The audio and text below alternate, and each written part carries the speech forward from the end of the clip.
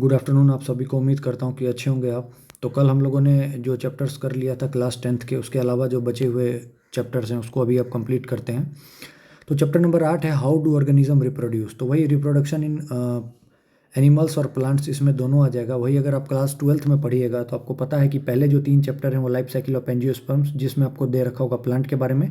फिर जो उसका सेकंड पार्ट है उसमें रिप्रोडक्टिव हेल्थ और रिप्रोडक्शन इन ह्यूमन। लेकिन हम इसमें एक आउटलाइन देख लेंगे ताकि जब हम 12th पढ़ेंगे तो आपको समझ में आएगा, ठीक है। तो अब इसमें क्वेश्चन पूछ रहा है कि कौन कौन सा मेथड है जिससे ऑर्गेनिज्म रिप्रोड्यूस करते हैं। तो अगर आप प्लांट्स में आइएगा तो दोनों टाइप के हो जाएंगे, सेक्सुअल रिप्रोडक्शन, एसेक्सुअल रिप्रोडक्शन, ठीक है। ह्यूमन्स में आइएगा तो सेक्सुअल रिप्रोडक्शन, ठीक है। अब सेक्सुअल और एसेक्सुअल में क्या डिफरेंस है आपको पता है कि एसेक्सुअल में गैम क्या होता है, एक पेरेंट इन्वॉल्व होता है, जबकि सेक्सुअल में बोथ पेरेंट इन्वॉल्व होते हैं। सेक्सुअल में जो होता है वो वेरिएशन आता है, एसेक्सुअल में कोई टाइप का वेरिएशन नहीं, सिमिलर टाइप के बनते हैं। एक वर्ड आपने सुना होगा क्लोन, ठीक है। जेनेटिकल एंड मॉर्फोलॉजिकल सिमिलर होते हैं। वो क्या होते हैं, वो किस में बनते हैं, तो एसेक्सुअल में बनते हैं। तो ये चीज़ आपको दिमाग में है तो आपको अच्छे से समझ में आएगा। ये मैंने एक बेस बता दिया क्या है। वर्ड एसेक्सुअल सेक्सुअल आएगा तो आपको समझ में आना चाहिए, ठीक है। अब यहाँ पे क्या बोल रहा है कि organism look similar because their bodies designs are similar, ठीक है। क्लियर है। अब ये चीज़ बोल रहा है कि 9th में जो है सो आप पढ़िए, मतलब आपने पढ़ा था कि chromosome of a nucleus of a cell contains information for inheritance from features from parent to next generation. अब आपको पता है कि मतलब पेरेंट्स है, मानिए मेल है, ये फीमेल है, ठीक है। इसके बीच में अगर क्रॉस करवाइएगा तो कोई भी जो नया इंडिविजुअल बना, एक्स बना, तो इसमें इसका भी प्रॉपर्टीज होगा, इसका भी प्रॉपर्टीज होगा। तो एक क्रोमोजोम इसका आता है, एक क्रोमोजोम इसका आता है, मिल के तो ये बनता है। तो आपको एक चीज़ बहुत अच्छे से पता है, यहीं पे बेसिक क्लियर कर दूँ कि मेल के पास जो होता है वो XY होता है, ठीक है, क्रोमोजोम। फिर से एक बार अच्छे से लिख के आपको बताता हूँ, ठीक है। देखिए ध्यान से, यहाँ यहीं समझ जाइएगा तो आपको एक क्वेश्चन भी सॉल्व हो जाएगा जो नीट में भी आता है, आपके दरोगा में भी आया हुआ है और BPSC में भी आया हुआ है। देखिए क्या है, मेल है, फीमेल है, क्रोमोजोम होता है इनके पास, मेल के पास XY, ठीक, फीमेल के पास होता है XX। क्लियर है। दोनों में से एक यहाँ आएगा, मतलब अगले जनरेशन में इनहेरिट करेगा। तो मानिए मेल की तरफ से X आया, फीमेल के पास कोई ऑप्शन है नहीं, X ही है तो X आएगा। तो और XX किसका होता है, फीमेल का, ठीक है। याद रखिएगा ये अगर XX है तो क्या बर्थ लेगा, फीमेल। क्लियर है। वही अगर सेम डिफरेंट चीज़ बताता हूँ, यहाँ से मानिए Y आता और यहाँ से तो ऑप्शन यही है कि X, तो ये XY होता है। तो ये मेल का ये है XY और फीमेल का XX, आपको बहुत अच्छे से पता होगा। क्लियर है। तो यही बोलता है कि इसीलिए NCERT अगर क्लास 12th पीछे पढ़िएगा तो एक लाइन लिखा हुआ है, जेंडर ऑफ ए क्या लिखा है ऐसे करके है, gender of a child is inherited determined by male. बिल्कुल सही, क्योंकि या X आएगा तो फीमेल, Y आएगा तो मेल, क्योंकि इधर से तो XX आएगा। तो क्लियर है। उम्मीद करता हूँ कि आपको अच्छे से ये चीज़ समझ में आया होगा, ठीक है। अब आइए आगे चलते हैं, क्या बोल रहा है। अब फिर वही चीज़ बोल रहा है। अब आपको पता है कि जो बेसिक जो सब कुछ है वो किस चीज़ से बना होता है, DNA से बना होता है। जो बेसिक कैरेक्टर जो होता है वो जीन होता है, और जीन न्यूक्लियोटाइड वगैरह, और उसके में जो मेन रोल होता है वो DNA के बारे में आपको बहुत अच्छे से पता है। फुल फॉर्म क्या होता है, deoxy ribo nucleic acid. DNA नाम सुना होगा, एक RNA नाम सुना होगा। डीऑक्सी राइबो न्यूक्लिक एसिड मतलब DNA, राइबो न्यूक्लिक एसिड मतलब RNA। अब देखिए दोनों के बीच में क्या डिफरेंस है, यहीं पे मैं बताता हूँ ताकि आप जब 12th पढ़िएगा तो आपका काम आसान होगा। अब देखिए ध्यान से देखिए, DNA में क्या होता है, ATGC, ये बेस होते हैं, thymine, adenine, guanine, cytosine, 4 base होते हैं। A T के साथ पेयर करता है डबल बॉन्ड के साथ, G ट्रिपल बॉन्ड के साथ पेयर करता है C के साथ, ठीक है। तो ये हो गया DNA का स्ट्रक्चर, ठीक है। हाइड्रोजन बॉन्ड से सब जुड़े होते हैं। वही अगर आपसे RNA का पूछेगा तो RNA में एक चीज़ अंतर है बस, थाइमीन की जगह जो है सो क्या हो जाएगा, यूरेसिल आ जाएगा, ठीक है। थाइमीन की जगह यूरेसिल, इसीलिए जो है ये रिएक्टिव हो जाता है RNA, और DNA कम रिएक्टिव है, ठीक है, स्टेबल है क्योंकि थाइमीन के कारण। RNA रिएक्टिव है किसके कारण, यूरेसिल के कारण। और DNA स्टेबल है, इसीलिए जो है सो transmission of characters from one generation to another में DNA का यूज होता है सबसे ज़्यादा। क्लियर है, समझ में आ रहा होगा। ये तो पूरा बेसिक्स मैंने क्लियर कर दिया। अब आगे आपका चलते हैं, ठीक है। ये इसी चीज़ आपको बोल रहा है, सेम चीज़ बोल रहा है कि एक कॉपी जाएगा, वही जो मैंने आपको ये वाला जो अभी बताया था XY मेल का, इसमें से कोई एक जाएगा, फीमेल का इधर से XX होता है, तो मिल के क्या बनेगा, ठीक है।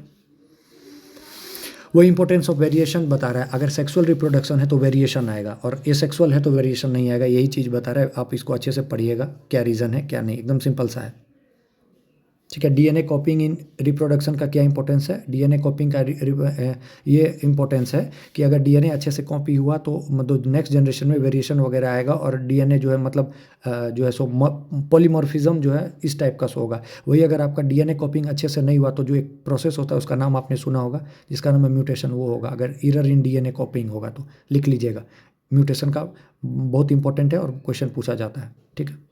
म्यूटेशन की डिस्कवरी किसने की है आपको मैं क्वेश्चन मार्क देता हूँ, हिंट देता हूँ कि मतलब नाम आपको बताना है। हिंट में ये दे सकता हूँ ह्यूगो ड्यूवेरी से रिलेटेड है। फिर आगे बढ़िएगा, ये सिंगल ऑर्गेनिज्म के बारे में बोल रहा है तो ये सब में सिंपल सा चीज़ है। फिजन है, ये सब आपको आ जाएगा इसका। यूनिसेलुलर ऑर्गेनिज्म के लिए फिजन आ जाएगा, मतलब देखिए ये एक है, एक थोड़ा सा एलोंगेट हुआ और इलोंगेट हुआ, बाद में एक से ही दो बन गया और ये दो अलग हो गए। इसको कहा जाता है बाइनरी फिजन। ये किस में होता है? अमीबा में। स्टार मार्क कीजिएगा, अमीबा, AMOEBA। अमीबा में क्या होता है? Binary fission. Binary fission important है, याद रखिएगा। ठीक है, ठीक है। ये लेशमानिया वगैरह में भी होता है जो काला जार काउज करता है, याद रखिएगा। लेशमानिया काउजेज, काला जार। ठीक है। मल्टीपल फिजन किस में होता है? प्लाज्मोडियम में होता है। मल्टीपल फिजन देख रहे हैं ये सब, इसमें से एक निकलते जाएगा एक साथ बहुत सारा। मल्टीपल फिजन किसका एग्जांपल? प्लाज्मोडियम। स्टार मार्क कीजिए, लिखते जाइएगा जो बता रहा हूँ, बस एग्जांपल, ज़्यादा कुछ इसमें नहीं है। ठीक है, इसमें सिंपल सा है। ठीक है। रीजनरेशन कैपेसिटी प्लेनेरिया में कहीं ना कहीं लिखा होगा, प्लेनेरिया। प्लेनेरिया में रीजनरेशन कैपेसिटी, मानिए ये एग्जांपल है प्लेनेरिया का, मानिए ये टूट गया यहाँ से, ठीक है, यहाँ से टूट गया तो ये अपना बाद में फिर से बॉडी को ये पूरे तरीके से रीजनरेट कर देगा। ठीक है, ठीक है। बडिंग किसका होता है? बडिंग इन ईस्ट होता है, याद रखिएगा। ये प्लानेरिया का मैंने बताया, मानिए ये नया है, ये बीच से टूट गया, ये टूट गया, ये टूट गया, ये टूट गया, तो ये भी नया इंडिविजुअल बनाएगा, ये भी नया इंडिविजुअल, ये भी नया इंडिविजुअल। ठीक है।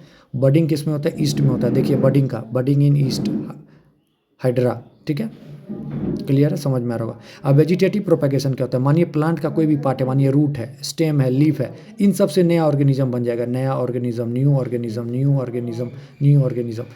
रूट से भी बन जाएगा, स्टेम से भी बन जाएगा, लीफ से भी बन जाएगा, तो that is known as vegetative propagation. ठीक है। Part of plant can be used, clear है। आप लोग देखते होंगे जैसे गुलाब का डांट तोड़ लिए, लगा दिए तो बन गया, वो किसका एग्जाम्पल है? वेजिटेटिव प्रोपेगेशन का। ठीक है, समझ में आ गया होगा। अब देखिए ब्रायोफाइलम होता है, ब्रायोफाइलम का अगर आप पत्ता देखिएगा तो ये देखिए छोटे छोटे बर्ड्स होते हैं, इससे भी पूरे तरीके से नया जो है इंडिविजुअल बन सकता है। ठीक है, वही अगर आप आलू वाला भी देखते होंगे तो उसको क्या कहते हैं? उसको आई कहते हैं, आई ऑफ पोटैटो। ये जो प्रोसेस है जिससे आप जो है सो मतलब छोटा भी प्लांट आपको मिल गया, उससे आप पूरे तरीके से नया तरीके से प्लांट को ग्रो कर सकते हैं। इस प्रोसेस को कैसे क्या कहते हैं? तो टिश्यू कल्चर कहते हैं। ठीक है, टिश्यू कल्चर कहते हैं। स्मॉल जो ग्रुप ऑफ सेल होता है, स्मॉल जो ग्रुप ऑफ सेल लिया जिससे आपने नया बनाया, जो स्मॉल है इसको कैलस कहते हैं। ठीक है, अब आप क्या कीजिएगा, मैं आपको समझाता हूँ, एक सेकेंड। ठीक है, मानिए आपको सेल मिल गया। ठीक है, अब ये प्लेट है, ये प्लेट में छोटा छोटा ये है, ये छोटा छोटा जिसमें सॉइल है, छोटा छोटा जब होता है नर्सरी टाइप में सॉइल है, इसके अंदर भी मानिए बीज दे दिए, ये देखिए ये बीज दे दिया मैंने। ठीक है, इसको कहते हैं, मानिए कोई भी प्लेट है जिसके अंदर में न्यूट्रिशन मीडियम में आप ग्रो कर रहे हैं। ठीक है, तो आपने स्मॉल सा एकदम छोटा सा सेल लिया है। ठीक है, मैं आपको दो वर्ड होगा आपने पढ़ा होगा, इन विट्रो इन विवो। एक हो गया कि इन्वायरमेंट किसके मतलब उसको आर्टिफिशियल इन्वायरमेंट देते हैं। ठीक है, तो मैं अभी उस पर नहीं जा रहा हूँ, मैं आपको अभी एक बेसिक चीज़ बता रहा हूँ कि अगर ग्रुप ऑफ सेल है, ठीक है, एकदम छोटा सा सेल है, आपने उसको रखा है जिसको कि आप कैलस कहते हैं। ठीक है, तो पहले आपने उसको रख लिया एकदम, मतलब उसको थोड़ा सा न्यूट्रिएंट दिया जिससे वो थोड़ा सा ग्रोथ हुआ। अब जब वो थोड़ा सा ग्रोथ हो गया तो अब उसके में जो है सो हार्मोन्स वगैरह या फिर उसको जो है सो कैलस को ट्रांसफ़र कर दिया कहीं भी, या तो फिर ग्राउंड वगैरह में कर दिया या फिर कहीं और एक जगह जाके सीधा मिट्टी में लगा दिया। तो ये प्रोसेस पूरा टिश्यू कल्चर कहलाता है। ठीक है, ये लैब कंडीशन में पहले किया जाता है, बाद में इसको फील्ड में भेज दिया जाता है। ठीक है, अब स्पोर फॉर्मेशन होता है, ये स्पेसिफिक रिप्रोडक्टिव पार्ट का यूज किया जाता है जिसके था। ठीक है, और उसको ग्रो किया जाता है, तो स्पोर फॉर्मेशन ये राइजोपस में होता है। तो डायरेक्ट नाम याद रखिए, राइजोपस। अब यहाँ पे देखिए वर्ड यूज किया कि बाइनरी फिजन कैसे मल्टीपल। बाइनरी मतलब दो होता है, मल्टीपल मतलब मोर होता है, मैंने आपको ऊपर में भी बताया था। ठीक है, फिर सेक्सुअल मोड ऑफ रिप्रोडक्शन मैंने अभी आपको बताया कि दो नए सेल जो है, ठीक है, जुड़ेंगे। ठीक है, ये इसमें से डीएनए कॉपिंग होगा, फिर वही प्रोसेस होगा। डीएनए कॉपिंग ठीक से नहीं हुआ तो म्यूटेशन कहलाएगा। ठीक है, क्लियर है, ये सब चीज़ आपको अच्छे से समझ में आ जाएगा। ठीक है, इन्फॉर्मेशन एक जनरेशन दूसरे जनरेशन में होती है कॉपी, ये सब चीज़ यहाँ पे लिखा हुआ है, आप इसको पढ़ लीजिएगा। ठीक है, सेक्सुअल मतलब टू डिफरेंट इंडिविजुअल की बात कर रहा है, वही मेल फीमेल जो बनेगा उसको जाइगोट कहते हैं। ठीक है, ये सेम चीज़ है, ये चीज़ आगे भी सेम चीज़ ये लिखा हुआ है, इसमें आप पढ़ सकते हैं, ठीक है, देख सकते हो वही। अब देखिए फ्लावरिंग प्लांट में आपको पता है कि क्या होता है, सेपल पेटल, ठीक है, स्टामेन, पिस्टिल, ये 4 होल्ड होते हैं प्लांट के, ये याद रखना है, यहाँ दे रखा होगा सेपल, पेटल, स्टामेन, पिस्टिल या फिर कार्पेल, ठीक है, ये सब चीज़ याद रखिएगा। यूनिसेक्सुअल हो गया मतलब एक ही प्लांट में जो है सो मेल पार्ट भी है फीमेल पार्ट भी है, जिसका एग्जांपल है पपाया, वाटरमेलन। और फिर हो गया बाइसेक्सुअल मतलब अलग अलग है, तो जैसे हिबिस्कस और मस्टर्ड, ये सब क्वेश्चन पूछ लिया जाता है। तो पपाया का सबसे इंपॉर्टेंट है, याद रखिएगा, पपाया यूनिसेक्सुअल का एग्जाम्पल है। Papaya is an example of unisexual, star mark करके लिख लीजिए, papaya unisexual, papaya unisexual, papaya unisexual, ठीक है, लिख लीजिए अभी के अभी, ठीक है। ये फ्लावर का पार्ट है, ये आप देख सकते हैं, ये इसको इंपॉर्टेंट एक बार एक नज़र देख लीजिएगा, ठीक है।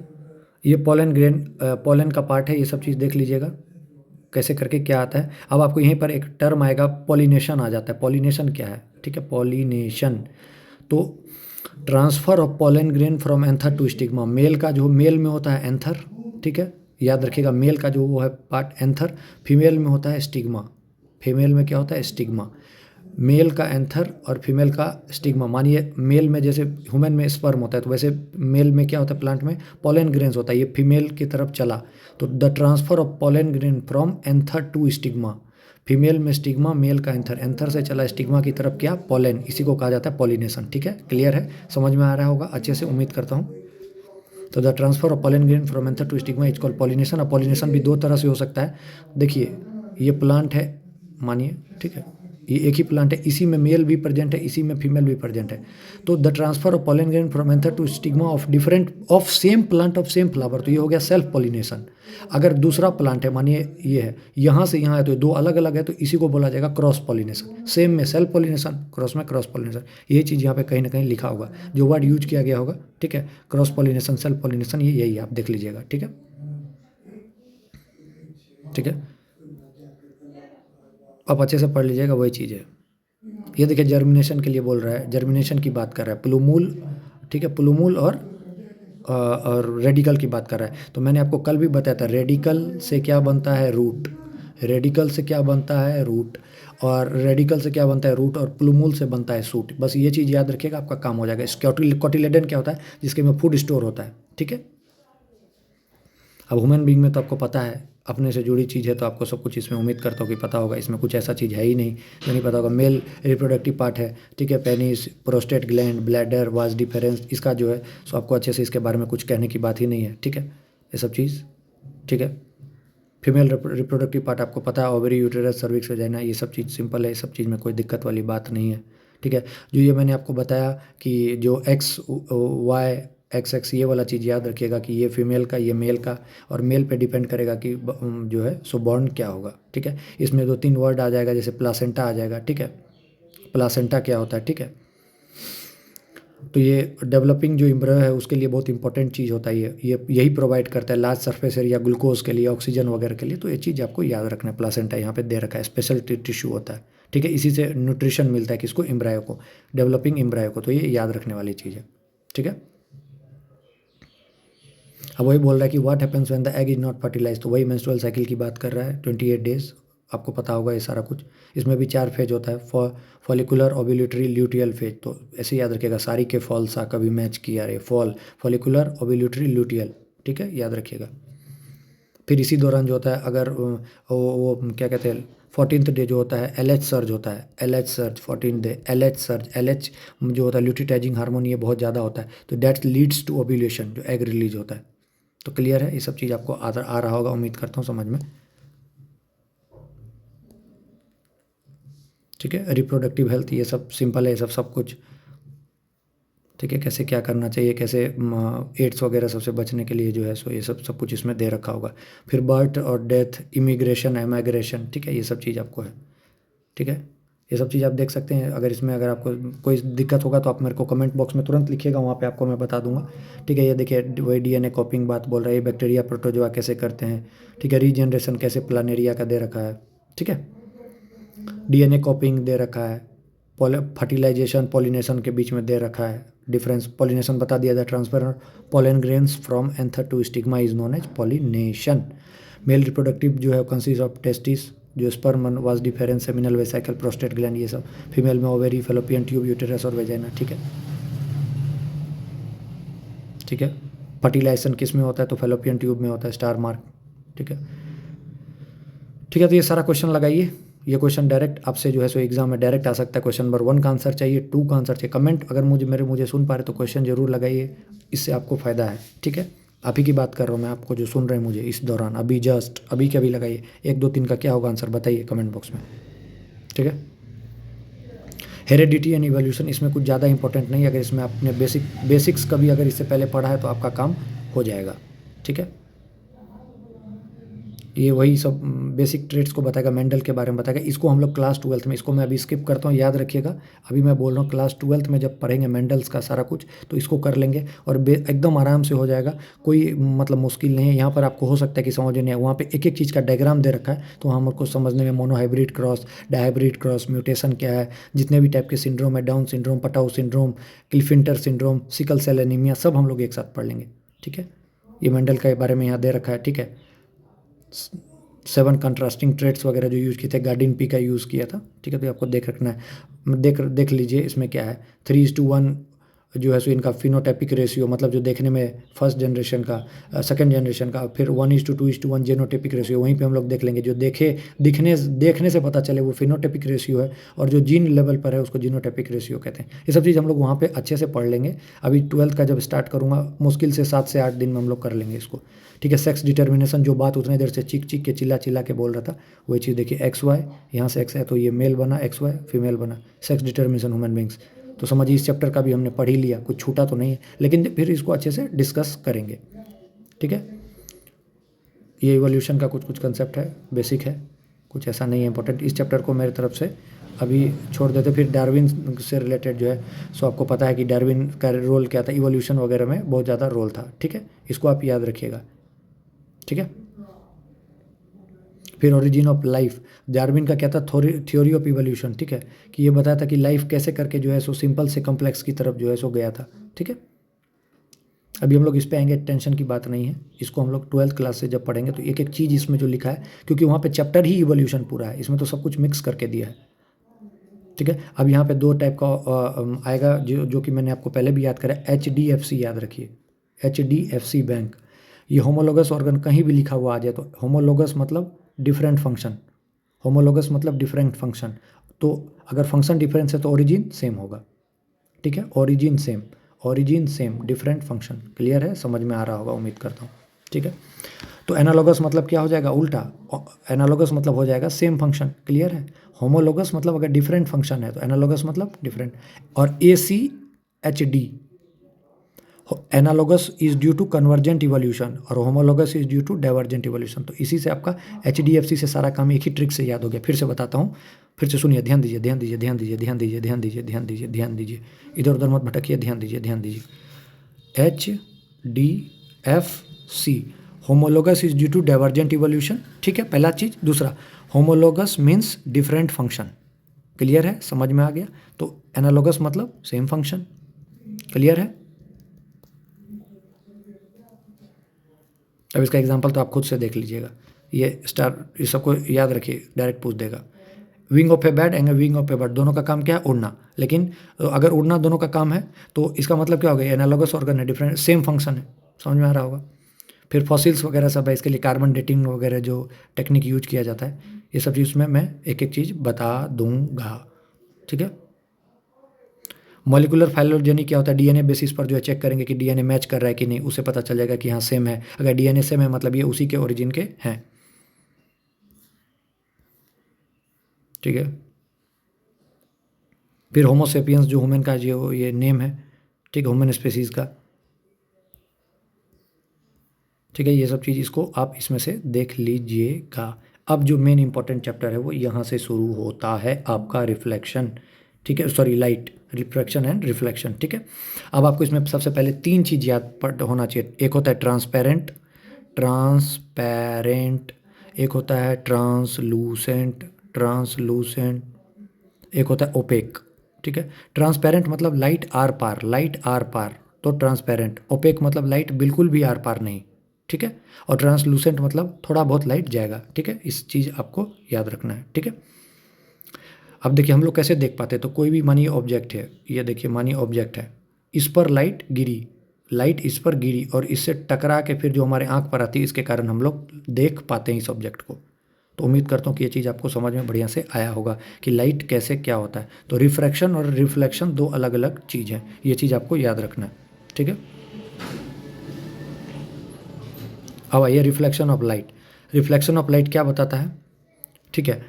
मतलब जैसे मिरर है, हाईली पॉलिश्ड मिरर है, और उस पर अगर लाइट गिरेगी तो लाइट जो होता है मैक्सिमम जो होता है रिफ्लेक्ट हो जाती है, ठीक है। इसी और इसका कुछ लॉ होता है, इसी को कहा जाता है laws of reflection of light. इसके लिए क्या जरूरी है, तो angle of incidence is equal to angle of reflection, अगर आप ऐसे करके बनाइएगा, ठीक है। तो ये जो एंगल होगा, एंगल ऑफ इंसिडेंस, ठीक है, ये एंगल ऑफ इंसिडेंस गिर रहा है, ये यहाँ से फिर वापस जा रहा है, तो is equal to angle of reflection. तो angle of incidence is equal to angle of reflection, ठीक है। देखिए इंसिडेंट रे, रिफ्लेक्टेड रे और जो परपेंडिकुलर, इसको नॉर्मल बोलते हैं, ये सब एक ही प्लेन पर लाई करेगा, तो ये भी बिल्कुल सेकंड कंडीशन नंबर 2 है। तो ये सब चीज़ जो है आपको याद रखना पड़ेगा। तो इसका कंडीशन क्या है, लॉज ऑफ रिफ्लेक्शन का, ठीक है। अब फिर क्वेश्चन पूछता है कि प्लेन मिरर जो होता है, प्लेन मिरर के द्वारा बनाया गया इमेज कैसा होता है। तो याद रखिएगा, ये अब लिख दे रहा हूँ, यहाँ पे लिखा होगा कहीं ना कहीं, ये देखिए लिखा है, image formed by plane mirror, image formed by plane mirror is always virtual and erect. Star mark कीजिए, स्टार मार्क कीजिए, image formed by plane mirror is virtual and erect, the size of the image is equal to that object. Very very important, VVIP। बाद में नहीं बोलिएगा कि बताए नहीं, ठीक है। क्लियर है। अब देखिए चम्मच होता है, मानिए ये चम्मच है, तो चम्मच का दो होता है, एक चम्मच का ऊपरी पार्ट और एक चम्मच का पीछे वाला पार्ट, ठीक है, याद रखिएगा, ठीक है। अब आपको कमेंट में आपने मुझे लगता है कभी ना कभी पढ़ा होगा, ये चीज़ मैं आपके भरोसे छोड़ के देखता हूँ कि आपको आप सही बताते कि नहीं। चम्मच का दो पार्ट होता है, एक होता है पीछे वाला पार्ट, ठीक है, और एक होता है आगे वाला पार्ट। ये दोनों अलग अलग जो है सो सरफेस की तरह काम कर रहा है। वैसे कहने के लिए अगर इसको आप बोलिएगा तो ये किसका एग्जाम्पल है, कर्व्ड मिरर का एग्जाम्पल है, ठीक है। लेकिन अगर आप इससे स्फेरिकल मिरर का है और इसमें कर्व्ड भी है और दो एक मतलब मैं अभी आपको आंसर कैसे बताऊं, मैं आंसर नहीं बताना चाहता हूं आप, मैं इसमें ये देखना चाहता हूं कि आप कितना दिमाग अप्लाई कर पाते हैं, क्योंकि मैं इसको मैं कमेंट में पिन कर दूंगा ये आंसर क्या है। बस आपको मैं जो क्वेश्चन पूछ रहा हूं आप ध्यान से सुनिए। ये एक चम्मच है, इसके दो सरफेस, एक ऊपर वाला एक पीछे वाला, आपको बताना है कि दोनों सरफेस किसकी तरह वर्क करेगा, ठीक है, आपको बताना है, ताकि आप इसको एक बार आंसर खोजिए। अब आते हैं स्फेरिकल मिरर में। स्फेरिकल मिरर दो टाइप के होते हैं, कनकेव मिरर, कन्वेक्स मिरर, ठीक है, ठीक है। और देखिए आंसर मैं बता ही देता हूँ, यहाँ पे लिख दिया है, surface of A spoon curved inward, जो अंदर की तरफ है। देखिए जो ये चम्मच हुआ ना, मानिए चम्मच ऐसा है तो अंदर की तरफ है, वो कनकेव मिरर की तरह काम करता है, और जो ऊपर की तरफ बल्ज आउट रहता है, जहाँ पे पीछे से कुछ लग जाता है, ठीक है, उसको कहते हैं कन्वेक्स मिरर की तरह काम करता है। मतलब मानिए अगर ऐसे चम्मच है तो ये अंदर की तरफ तो ये कनकेव मिरर, और जो पीछे साइड से बाहर की तरफ है वो कन्वेक्स मिरर। क्लियर है, याद रखिएगा, क्वेश्चन पूछता है, अभी तक नहीं पूछा पूछ लेगा, ठीक है। अब ये सब चीज़ आप बताने की ज़रूरत नहीं है कि मानिए ये मिरर है, मानिए ये मिरर है, ये हो गया पोल हो गया, यहाँ पे फोकस होगा, ठीक है, यहाँ पे सेंटर ऑफ कर्वेचर होगा। ये सब चीज़ मैं मानता हूँ कि आपको समझ में आ रहा होगा, ठीक है। ये देखिए ये जो मिरर है ये चीज़ बताया, ठीक है। आर बराबर क्या होता है, 2F होता है, ये चीज़ आपको पता होगा। आर मतलब क्या हो गया, रेडियस ऑफ कर्वेचर। सी मतलब क्या हो गया, centre of curvature. Centre of curvature पे अगर कनकेव मिरर वगैरह का जो केस देगा, तो सेंटर ऑफ कर्वेचर पे अगर ऑब्जेक्ट है तो इमेज कहाँ बनेगा, सेंटर ऑफ कर्वेचर पे, और साइज सेम होगा। एक आपको मैं वो दे देता हूँ रफ आइडिया कैसे इमेज बनेगा। यह देखिए इन्फिनिटी है, फोकस है, सेंटर ऑफ कर्वेचर है, अगर ये इन्फिनिटी पे है ये, ठीक है, तो इमेज बनेगा फोकस पे। अगर हम इधर से इधर जाएंगे तो इमेज इधर से इधर शिफ्ट होगा, तो फिर हम सेंटर ऑफ कर्वेचर पे आएंगे तो इमेज भी सेंटर ऑफ कर्वेचर पे बनेगा, ठीक है। ये चीज़ आपको समझ में आ रहा होगा, यहाँ से क्वेश्चन बनता है, ठीक है। सेम चीज़ है, ये सब स्फेरिकल मिरर से पूछ रहा है कि कैसा बनेगा, सिंपल है, ये सब चीज़ अभी हम लोग देख रहे हैं। हाँ, ये जो चीज़ मैं आपको बता रहा था वो चीज़ यहाँ पे आ गया, इन्फिनिटी पे है तो फोकस पे बनेगा, ठीक है, फोकस पे है तो इन्फिनिटी पे बनेगा। क्लियर हो गया, VIP, इसको स्टार मार्क कीजिए, एक नज़र देखना है, ठीक है। नेचर क्या होगा, रियल एंड इन्वर्टेड, और लास्ट केस में बस पीछे बनेगा। तो यही जो क्वेश्चन आपके दरोगा में आया था फर्स्ट शिफ्ट में कि concave mirror and convex mirror both make both type of images real and virtual, तो आंसर था यस, बिल्कुल सही। ठीक है, क्लियर है, समझ रहे हैं कहाँ से क्वेश्चन आ रहा है, एकदम एनसीईआरटी को फोकस कर रहा है। ठीक है, तो स्फेरिकल मिरर का फिर वो बता रहा है कैसे क्या बनेगा, तो इसमें बॉक्स में लिखा हुआ है। ठीक है, इमेज कनकेव मिरर का कैसा है, ठीक है, देख लीजिए, ये इधर बनेगा, मैंने आपको बताया अगर फोकस पे है तो कहाँ बनेगा इमेज, इन्फिनिटी पे, इन्फिनिटी पे तो कहाँ बनेगा इमेज, फोकस पे। क्लियर है, कनकेव मिरर का यूज। अब यहाँ से क्वेश्चन आता है, यहाँ से क्वेश्चन आता है, लिख लीजिए। ठीक है, कहाँ यूज होता है कनकेव का, टॉर्च में, टॉर्च में, सर्च लाइट में, वकील के हेडलाइट में। क्लियर है, ये सब चीज़ याद रखिए। सेविंग मिरर में कनकेव का, स्टार मार्क, यहीं से क्वेश्चन वीआईपी आएगा। ठीक है, अब कन्वेक्स मिरर का देख रहे, कन्वेक्स मिरर का ये देखिए, इसके में क्या होगा, वर्चुअल एंड इरेक्टिव बनेगा। कन्वेक्स मिरर का जितना भी इमेज है, कनकेव में तो रियल इन्वर्टेड भी बनता है, बाद में एक केस में वर्चुअल बनता है, जबकि कन्वेक्स मिरर में देखिएगा तो सब कुछ कैसा बनेगा, वर्चुअल और इरेक्ट, वर्चुअल इरेक्ट, यहाँ पे लिखा हुआ है। ठीक है, कन्वेक्स का यूज क्या होता है, वहाँ पे मैंने क्या बताया था, डेंटिस्ट वगैरह में यूज बताया था। ठीक है, अब इसको कि कन्वेक्स मिरर का यूज कहाँ होता है, तो वकील वगैरह में जो देखने के लिए रियर व्यू में। ठीक है, क्यों होता है, क्यों, क्योंकि ये इरेक्ट इमेज देता है। ठीक है, ये बहुत ज़्यादा वाइडर फील्ड ऑफ व्यू को कवर करता है, इसीलिए जो है सो ड्राइवर को आसानी होती है। तो ड्राइवर सब के बारे में पूछेगा तो कन्वेक्स मिरर। ठीक है, अब साइन कन्वेंशन कैसे क्या यूज किया जाता है, तो आपको एक चीज़ पता होगा क्या, जितना भी डिस्टेंसेज है वो कहाँ से मेजर किया जाता है, पोल से, यहाँ से किया जा सकता है। ठीक है, ऑब्जेक्ट को हम जो है सो लेफ्ट में रखा जाता है। ठीक है, ताकि यहाँ पर लाइट फॉल करे तो यहाँ पे होता है। ठीक है, अगर कोई भी चीज़ वही वाला जो आप बचपन से पढ़ते आ रहे होंगे, इस तरफ जो होता है ये पॉजिटिव होगा, ये ऊपर वाला पॉजिटिव होगा, लेफ्ट वाला नेगेटिव होगा, नीचे वाला नेगेटिव होगा, ये सब चीज़ जो आप लोग बेसिक साइन कन्वेंशन पढ़ते हैं वही सेम चीज़ है। मैग्नीफिकेशन, आपको ये मिरर फॉर्मूला पता है, 1/v माइनस 1/u बराबर 1/f, बेसिक चीज़ है। v क्या होता है, इमेज डिस्टेंस, u क्या होता है, ऑब्जेक्ट डिस्टेंस, और ये f क्या होता है, फोकल लेंथ। तो ये फॉर्मूला याद रखिएगा, मिरर के लिए होता है 1/v माइनस 1/v u बराबर 1/f। वही अगर लेंस के लिए पूछेगा तो 1/v प्लस 1/u बराबर 1/f, प्लस माइनस का खेल है। माइनस होता है मिरर के लिए और प्लस होता है किसके लिए, लेंस के लिए। अब देखिए वही चीज़ जो मैंने बताया, इधर क्या है तो पॉजिटिव हो जाएगा, इधर क्या है प्लस बताया तो मतलब राइट की तरफ, लेफ्ट बताया तो ये इसके ऊपर है तो पॉजिटिव, नीचे है तो नेगेटिव। क्लियर है, इसको कहा जाता है new cartesian sign convention for spherical mirror. उम्मीद करूंगा कि आपको एक एक चीज़ समझ में आ रहा होगा, क्रिस्टल क्लियर हो रहा होगा। मैग्नीफिकेशन मतलब क्या होता है, मैग्नीफिकेशन जब भी वर्ड करे तो height of image upon height of object, I O. Magnification बराबर height of image upon height of object. Clear है, अगर वही फॉर्मूला में पूछ देगा तो -v अपॉन u, क्योंकि हाइट ऑफ इमेज v और हाइट ऑफ ऑब्जेक्ट u। अब देखिए फॉर्मूला देख लीजिए क्या बोल रहा है, रेडियस कितना है 3 है, लोकेट डिस्टेंस कितना है 5 पे, तो पोजीशन नेचर, तो रेडियस ऑफ कर्वेचर यहाँ पे क्या बात कर दिया, रेडियस ऑफ मतलब आर की वैल्यू कितना दिया 3। ऑब्जेक्ट डिस्टेंस कहाँ है, located at 5 metre from the mirror, तो मिरर से यहाँ है मतलब लेफ्ट साइड में, तो क्या हो जाएगा -5, तो इसका वैल्यू यहाँ पे लिखेंगे -5, तो u की वैल्यू कितना हो गया -5। ठीक है, -5। अभी पूछ रहा है तो 1/v माइनस 1/u बराबर 1/f, फॉर्मूला से निकाल लेंगे तो v की वैल्यू कितना आ गई 1.15 प्लस आ गया। ठीक है, तो इमेज जो है कहाँ बन रहा है, इतना बैक में बन रहा है। ठीक है, अब मैग्नीफिकेशन बराबर -v/u, इसकी वैल्यू -1 लिखा है, u की वैल्यू 5, तो आंसर निकल गया। अब ये माइनस वैल्यू की प्लस वैल्यू क्या बता रहा है कि वर्चुअल बना है, इरेक्ट बना है, क्योंकि पीछे बना है तो वर्चुअल और इरेक्ट होगा। क्लियर है, रिफ्रैक्शन ऑफ मतलब रिफ्रैक्शन मतलब ये बता रहा है कि लाइट जब एक मीडियम से, मानिए ये कोई एक मीडियम है, ठीक है, ये बाहर में अलग मीडियम है, एयर है, इसमें मानिए पानी है, तो एक मीडियम से दूसरे मीडियम में जाएगा तो या तो इसका जो है पाथ चेंज हो जाता है। ठीक है, ये याद रखिएगा, तो इसी को जो कहा जाता है रिफ्रैक्शन कहा जाता है। ठीक है, मानिए पानी में आप देखिएगा सिक्का रखा हुआ तो ये अपने ओरिजिनल से उठा हुआ दिखेगा, तो ये क्या है, इस किसके कारण है, रिफ्रैक्शन के कारण। ठीक है, ये चीज़ आप ये सब एग्जाम्पल दे रखा है। ठीक है, रिफ्रैक्शन, ये देखिए, it appears when travelling one medium to another the direction of propagation of light in the second medium changes, this phenomena is called refraction. Definition अभी क्वेश्चन भी पूछा गया था, याद है ना, ट्विंकलिंग ऑफ स्टार।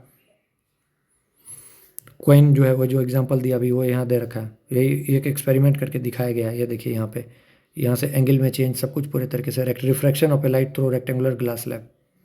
ठीक है, अब पूछा जाता है कि रिफ्रैक्शन किसके कारण होता है, तो change of speed of light के कारण होता है, जब ये एक मीडियम से दूसरे मीडियम में जाता है, ये कहीं लिखा होगा, ये देखिए।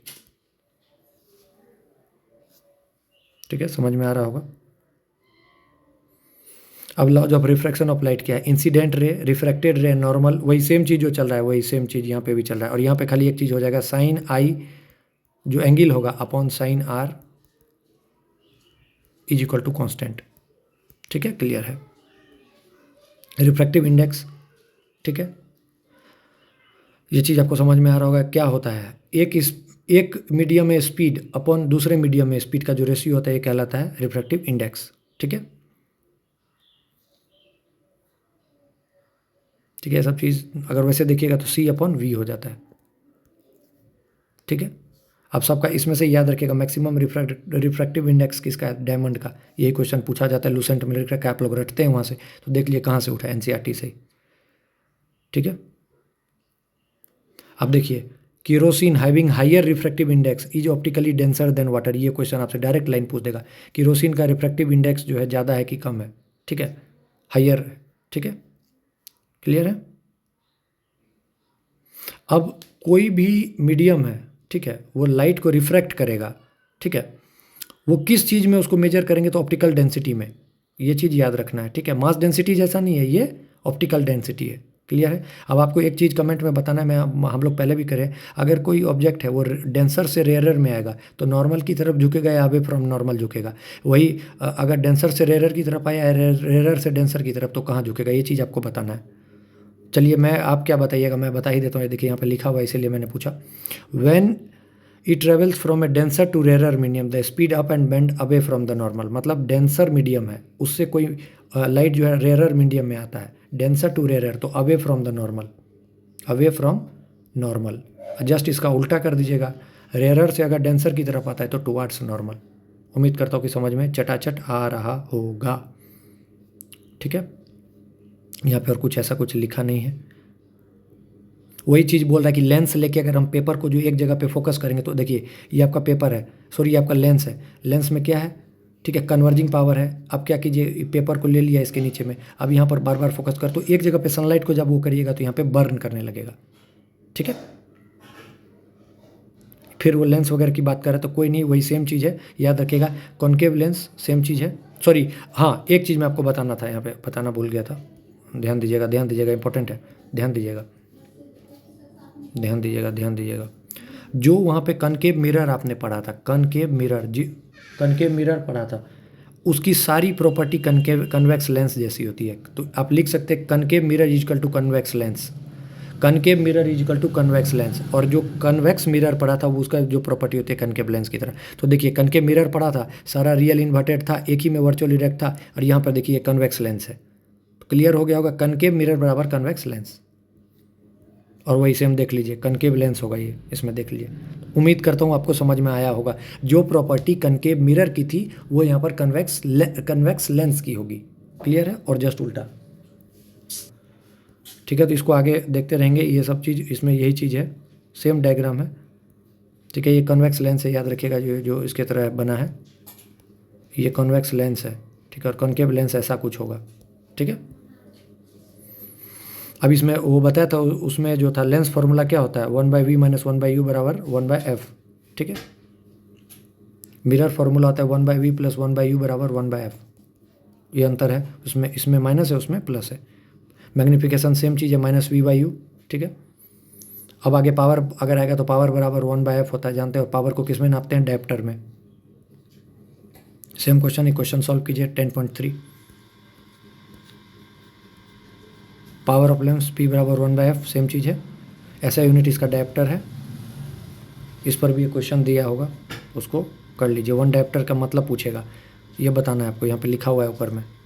ठीक है, अब देखिए क्या अभी तक पढ़ा, light seem to be straight line. अब देखिए लाइट किस टाइप का है, लाइट कैसा वेव है।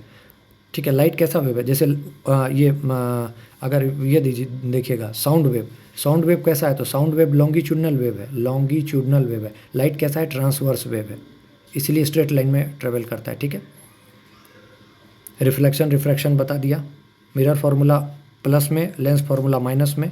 ठीक है, मैग्नीफिकेशन स्फेरिकल मिरर का बताया था, ratio of height upon image upon object. ठीक है, लाइट डेंसर से रेयर में मूव करेगा तो away from denser to rare था तो अवे फ्रॉम नॉर्मल, और रेयर टू डेंसर था तो टुवार्ड्स नॉर्मल। ठीक है, याद रखिएगा।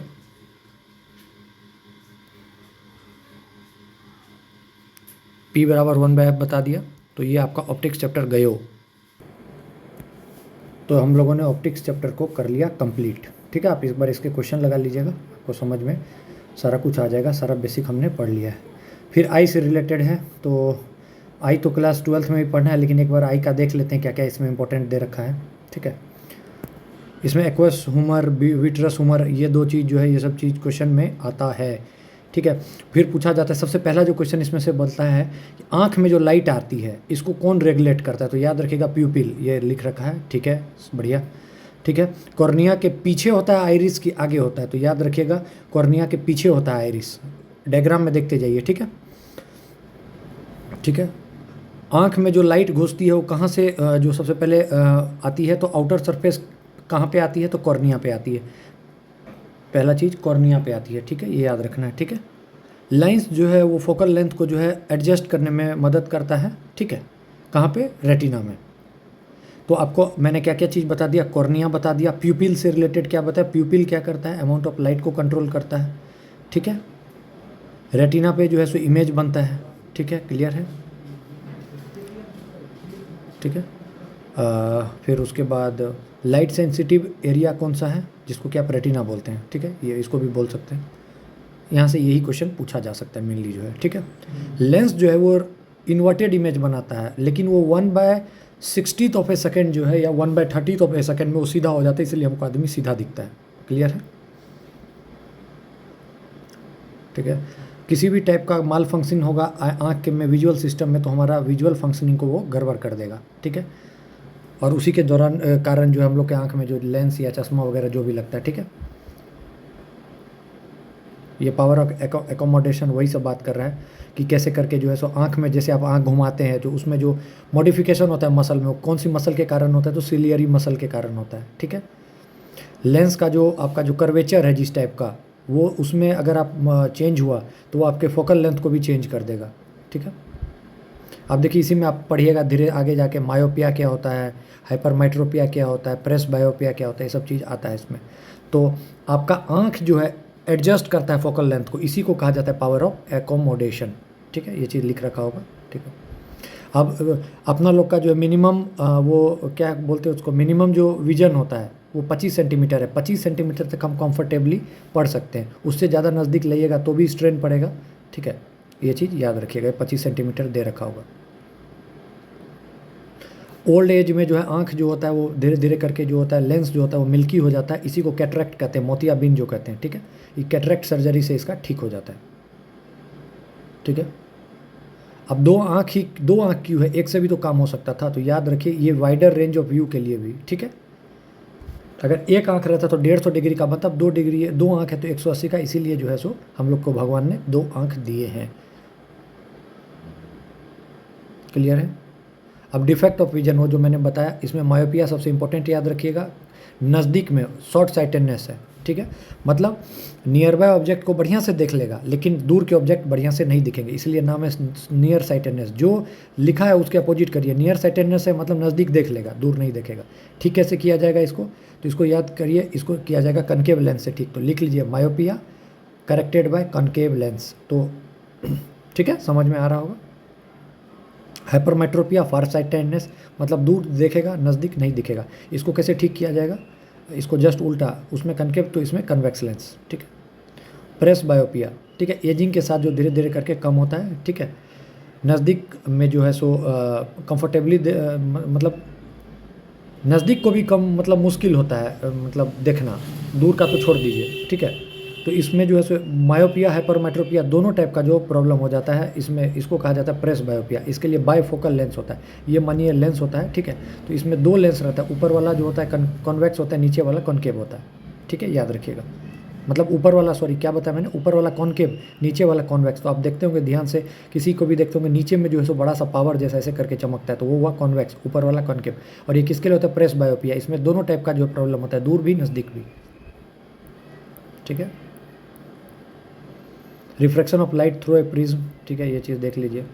अब इसमें एक चीज़ आपको पता है कि क्या है, इसमें अगर आप करिएगा तो विबग्योर मान के चलिए, विबग्योर स्कैटर्ड सबसे ज़्यादा कौन होगा, वायलेट होगा। सबसे कम स्कैटर्ड कौन होगा, रेड होगा। रेड का सबसे ज़्यादा वेवलेंथ होता है। अगर वेवलेंथ रेड का सबसे ज़्यादा होता है तो एनर्जी सबसे कम होगी, क्योंकि फॉर्मूला होता है E बराबर hc by lambda. E H Planck constant, ये speed of light, E for energy, lambda मतलब हो गया वेवलेंथ। तो E ज़्यादा तो लेमडा कम, तो लेमडा सबसे ज़्यादा किसका, मतलब वेवलेंथ सबसे ज़्यादा किसका, रेड का, तो एनर्जी सबसे कम। तो वायलेट स्कैटर्ड सबसे ज़्यादा होगा, मतलब सबसे ज़्यादा धुंधला हो जाएगा। इसलिए आप देखते होंगे रेड लाइट वगैरह सब में, रेड लाइट क्यों बोलते हैं, क्यों रेड लाइट जो ट्रैफिक लाइट है वो रेड क्यों होता है, क्योंकि स्कैटर्ड कम होता है। दूर से भी आप इसको देख लीजिएगा, ठीक है। यही चीज़ आपको यहाँ पे बताएगा। फिर एटमॉस्फेरिक रिफ्रैक्शन आपको बताया कि एक से दूसरे में जाइएगा तो चेंज होता है। इसका एग्जांपल ट्विंकलिंग ऑफ स्टार, इस बार का क्वेश्चन, ठीक है। एडवांस सनराइज सनसेट में जो डिले होता है वो स्कैटरिंग ऑफ लाइट। अब इसमें आइए, स्कैटरिंग ऑफ लाइट क्या होता है कि ये कंस्टिट्यूएंट कलर में जो होता है टूट जाता है, इसी को कहते हैं स्कैटरिंग ऑफ लाइट, ठीक है। इसका इफेक्ट है टिंडल इफेक्ट। टिंडल इफेक्ट क्या होता है, तो ये scattering of light by the colloidal particles होता है। कोलाइडल पार्टिकल जैसे मानिए छोटे छोटे जो पार्टिकल्स होते हैं, ये डस्ट पार्टिकल, इसके कारण जो होता है इसी को कहते हैं टिंडल इफेक्ट, ठीक है। ये लाइट से रिलेटेड है, याद रखिएगा। फिर इसी में एक वो आ जाता है जिग जैग पैटर्न का जो आता है, ठीक है। वो मूवमेंट होता है, ब्राउनियन मूवमेंट इसी में आ जाता है। ब्राउनियन मूवमेंट कभी पूछेगा तो जिग जैग मूवमेंट, ऐसे ऐसे ऐसे ऐसे ऐसे ऐसे करके, ठीक है। स्काई ऑफ कलर क्यों ब्लू है, तो इसका रीज़न आपको पता है बहुत आराम से, स्कैटरिंग के कारण, ठीक है। स्कैटरिंग के कारण जो है सो वो है ये सेम चीज़, colour of the sun at the sunrise and sunset due to scattering. बस इसमें आपको ये पता होना चाहिए कि किसके कारण हो रहा है और नहीं हो रहा है, बस, ठीक है। तो बस आप इसको आप चेक कर सकते हैं। अब इसमें से आप इसको अच्छे से पढ़ सकते हैं। ये आपका हो गया ख़त्म। इलेक्ट्रिसिटी इसमें कुछ ज़्यादा बताने वाला नहीं है, क्योंकि जब हम लोग 12th पढ़ेंगे तो उसमें बहुत अच्छे से एक एक चीज़ को पढ़ लेंगे। यहाँ पर कुछ फॉर्मूला वो बताए, तो V बराबर IR होता है, पता है आपको, तो I बराबर V बाय R हो जाएगा, P बराबर VI होता है, ठीक है। P तो यहाँ से अगर सबको इक्वेट कीजिएगा तो यहाँ I की वैल्यू V बाय R डालेंगे तो क्या हो जाएगा, V स्क्वायर बाय R लिख सकते हो, तो P बराबर V स्क्वायर बाय R लिख सकते हैं, ठीक है। H बराबर हीटिंग इफेक्ट ऑफ करंट बार बार आता है, तो आपको ये सब चीज़ पता होगा। Q बराबर IT, अगर करंट नेट चार्ज Q है और इसमें से कितना करंट पास करेगा, तो I बराबर Q पर यूनिट टाइम, ठीक है। ये सब चीज़ बेसिक है, आप इतना समझ में आ रहा होगा, ठीक है। ये देखिए क्या है, ये बल्ब है, ये एमीटर है जो करंट नापेगा, और ये सेल है, सेल का सिंबल होता है, ये स्विच है। तो यही चीज़ आपको बता रहा है कि कैसे करके क्या है, ठीक है। इलेक्ट्रॉन का जो चार्ज वो बता रहा है 1.6 × 10⁻⁻�19। तो सिंपल चीज़ है, ये सब चीज़ आप आराम से एक बार देख लीजिएगा तो आपका काम हो जाएगा। देखिए क्वेश्चन देखिए, करंट क्या बोल रहा है 0.5 है, मतलब I बराबर 0.5, 10 मिनट, T बराबर 10 मिनट। तो पूछ रहे चार्ज कितना, Q बराबर IT, पहना दीजिए फॉर्मूला इसमें, सीधा खत्म, ठीक है। ये सब चीज़ इलेक्ट्रिक पोटेंशियल ये ठीक है। मतलब यही चीज़ जो है सो बैटरी वगैरह जो पोटेंशियल डिफरेंस किसके थ्रू देते हैं, तो बैटरी के थ्रू जो देते हैं, ठीक है। सिंपल है, बहुत सारे सेल को जोड़ दिया तो बैटरी बन गया, यही सब चीज़ इसमें बोल रहा है, ठीक है। अब पोटेंशियल डिफरेंस बिटवीन दो पॉइंट कैसे निकालिएगा, ये मानिए एक पॉइंट है, इसके बीच में पोटेंशियल डिफरेंस कितना फ्लो हुआ, तो याद रखिएगा कि जितना वर्क डन हुआ, ठीक है, और कितना चार्ज यूज हुआ, तो इतना वर्क डन वो W/Q बराबर पोटेंशियल डिफरेंस, ये याद रखिएगा, फॉर्मूला पूछा जा सकता है। और पोटेंशियल डिफरेंस का जो ऐसा यूनिट है वो वोल्ट होता है, ठीक है, वोल्ट। और 1 वोल्ट की वैल्यू क्या होती है, तो पोटेंशियल डिफरेंस ये पूछेगा, पोटेंशियल डिफरेंस बिटवीन 2 पॉइंट, ये A पॉइंट है, ये B पॉइंट है, 1 वोल्ट बराबर पोटेंशियल डिफरेंस बिटवीन 2 पॉइंट्स, ठीक है। अब वही चीज़ देखिए, Q क्या है, Q बराबर W/V, फॉर्मूला पूछ दिया, इस पर हाउ मच वर्क डन पूछ रहा है, तो W बराबर Q × V, 2 × 12 24, खत्म। समझ में आया, क्लियर कट, चटाचट समझ में आ रहा होगा। सर्किट डायग्राम इसमें बताने की ज़रूरत नहीं, इलेक्ट्रिक सेल, बैटरी जो है, अगर ये बीच में डॉट है मतलब ये बंद है, स्विच क्लोज है, ये ओपन है। वायर ज्वाइंट कर दिया, विदाउट ज्वाइनिंग है ये। इलेक्ट्रिक बल्ब का सिंबल, रेसिस्टर का ये, रियोस्टेट मतलब वेरिएबल रेसिस्टेंस में जो वेरिएशन होता है ये, एमीटर, वोल्ट मीटर, ठीक है। ओम्स लॉ बराबर पता है, V equal to IR, simple सा है फॉर्मूला, एकदम इसमें कुछ बताने की ज़रूरत ही नहीं है,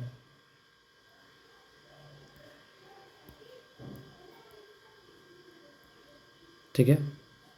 एकदम बढ़िया, एकदम सिंपल चल रहा है, कोई दिक्कत नहीं है, सब कुछ। एमीटर रीडिंग वही करंट वगैरह का रीडिंग के लिए जो बोल रहा है, ठीक है। अब देखिए ये वही वाला बात यहाँ पे जो बता रहा हूँ, आर बराबर रो एल ए अपॉन ए होता है। रो ये हो गया रेसिस्टिविटी, ये हो गया रेसिस्टेंस, ये हो गया लेंथ, ये हो गया एरिया। तो यहाँ से आप क्या निकालेंगे, R is directly proportional to length, ठीक है। R is directly proportional to length and R is inversely proportional to area, ठीक है। ये चीज़ आप देख लीजिएगा, यही चीज़ बोल रहा है। और जो ये रो है इसी को बोला जाता है रेसिस्टिविटी। थोड़ा बैटरी लो हो रहा है, ठीक है, तो इसको जल्दी कंक्लूड करके इस चैप्टर को कम से कम निपटा देते हैं, ठीक है। अब ये चीज़ देख लीजिए, कंडक्टर्स कौन है, ठीक है। कंडक्टर्स मतलब जो करंट को कैरी, मतलब जो करंट कैरी करेंगे, और इंसुलेटर जहाँ से करंट नहीं फैलेगा, मतलब आगे नहीं जाएगा, कंडक्ट नहीं करेंगे करंट, ठीक है।